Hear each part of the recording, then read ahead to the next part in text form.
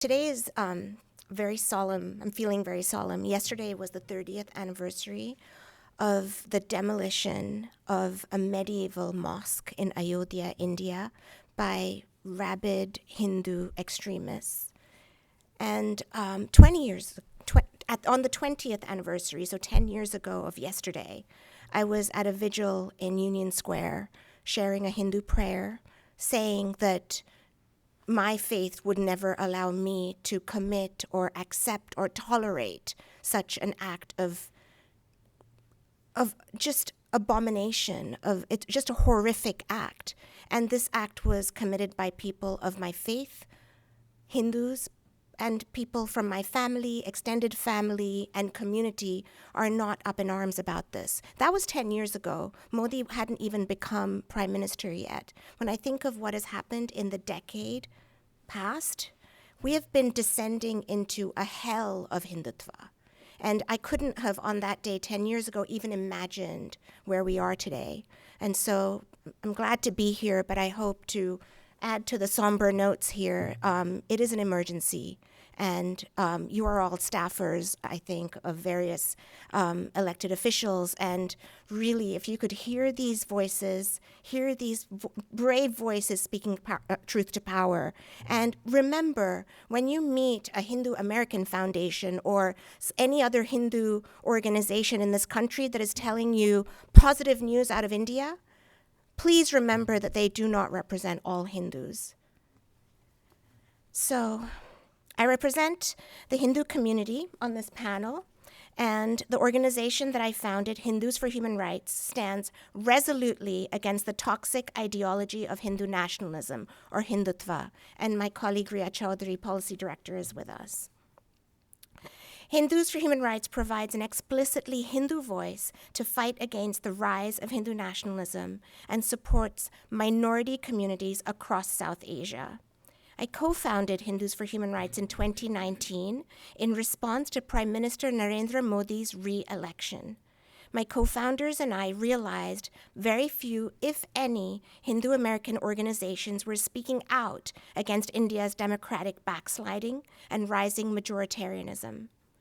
Since taking power in 2014, the Bharatiya Janata Party, the BJP-led Indian government, has overseen a rise in majoritarian vitriol in India.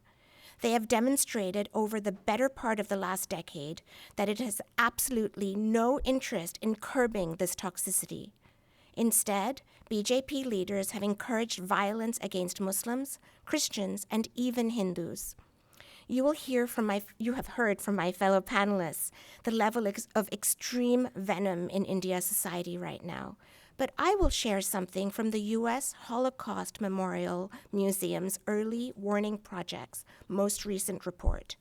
On Monday, the Early Warning Project released its updated rankings of countries likely to experience a new mass atrocity. India was ranked as the 8th likeliest country to experience mass violence, which is a downgrade from last year when the country was ranked 2nd. Is that good news, do you think? So I quote from that report. India has ranked in the top 15 highest risk countries since our 27-28 assessment, including its highest rank of 2nd last year. India's shift in rank from the 2nd to 8th rank can be most attributed to an improvement in the freedom of movement for men.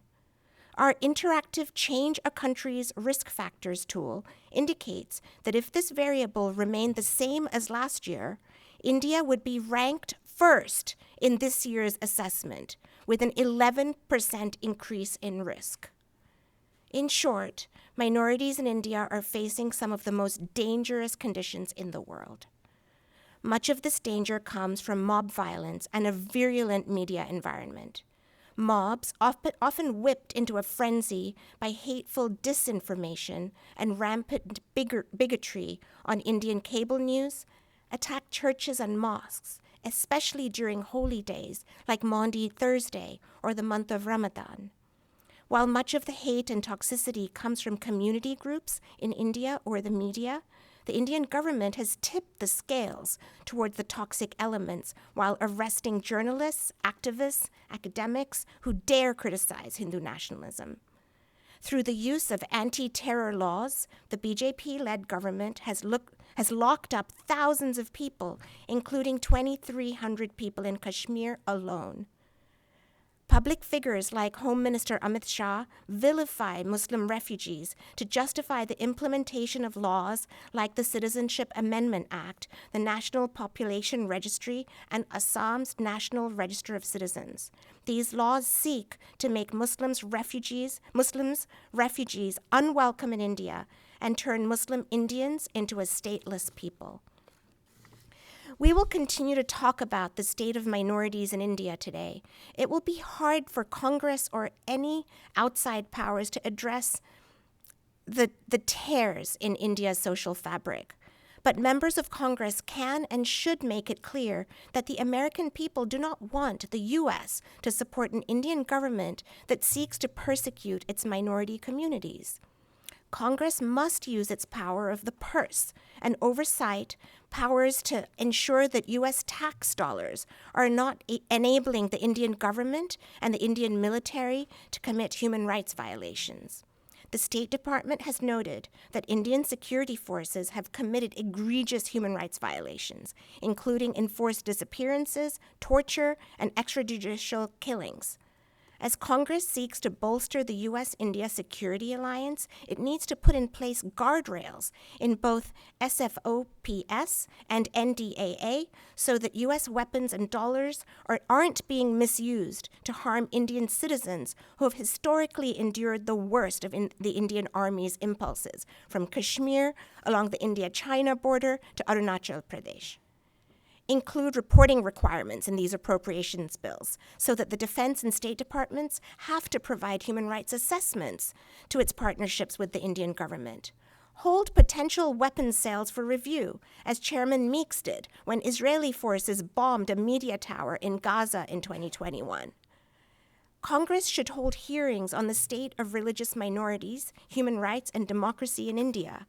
Members should ask the executive government and President Biden hard questions in public and private about why it has not implemented the global Magnitsky sanctions against individuals guilty of human rights violations, or designated Indian government officials like Chief Minister Yogi Adityanath as individuals of particular concern.